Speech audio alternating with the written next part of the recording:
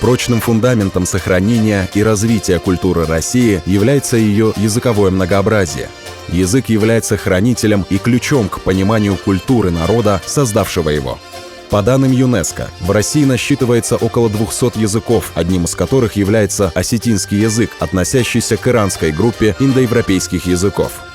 Второй год в Республике Северная Осетия реализуется проект «Аудиопутешествие в мир сказок».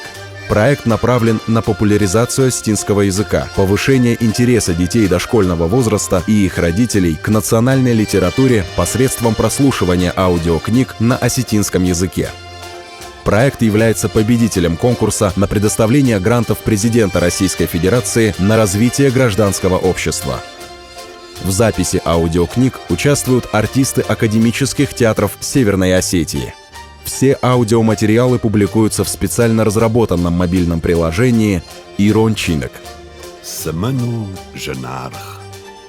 Фаршут махаларта сымыну жынарх.